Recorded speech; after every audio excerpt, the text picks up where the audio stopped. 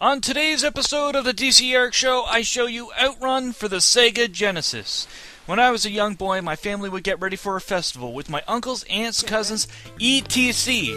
And the night before, it would be playing bowling and then back to my uncle's house to play video games. Which was where I was introduced to my uncle's computer and also introduced to Outrun for the PC, which was created by Sega. Outrun is not a racing game, though most people call it that type of game, but what Outrun players and Yu Suzuki call it is a driving game. In this game, you dodge traffic and make sure you make your turns well, or you might end up into a sign or other object on the side of the road. This will make you lose time for your objective, and your objective is reaching to the finish line, making sure your time doesn't reach zero. Of course, there is checkpoints which usually are located upon the selection of the route you choose. The difficulty rises depending on which route you choose. Also, a part of the difficulty of this game is traffic, which will have you slowing down or turning into the next lane, making sure you don't get into an accident, which again will make you lose time. Of course, I played this game off and on for plenty of systems, but it wasn't up until this year I decided to buy Outrun for the Sega Genesis, and it's now in this video I'll be playing it for the first time for this system. Outrun was released on arcade systems back in 1987.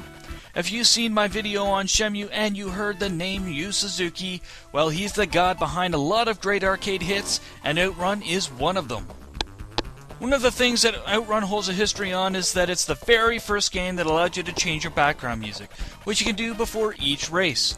Outrun features a super scaling technology which is for sprite scaling, which is what makes Outrun 3D. It was used in previous games before it like Hang On and Space Harrier. I think the coolest thing about Outrun is the scenery, which basically looks like a European setting, which Yu Suzuki himself had said he wanted for this game. So what he did was travel sites in Europe and then implemented some of these scenes in the game. I think that the music is another great thing about the game, because it's kind of calm and relaxing. Adding to the art of the scenery, the music was created by Hiroshi Kawaguchi, who has created a number of songs for Sega games. Outrun also had a 3D version which was called Outrun 3D and made to be used with the Sega Scope 3D glasses, which was another peripheral that didn't last too long, and only 8 games were ever released for it, and it was only available on the Sega Master System. Outrun has been released on 18 video game systems, some being implemented into other games like Shenmue 2 for the Sega Dreamcast and Xbox. The only differences of Outrun is that on later consoles the graphics are much better. Then on earlier systems the graphics weren't all that great, but there is only one earlier system that holds the title for having the better graphics, and that was the arcade version, which is by far the better looking version, and then the Sega Saturn version, which is almost identical to the arcade version. The Sega Genesis wasn't as powerful as the superior arcade and Saturn version, so it didn't look as sharp and pretty as those versions of the game, but nonetheless, it still kept the same gameplay we all love. Other differences are that Outrun 3D contained 3 additional audio soundtracks, and the Genesis version contained 1 extra soundtrack. Outrun was a very popular game and today is still being played by millions of fans of the series.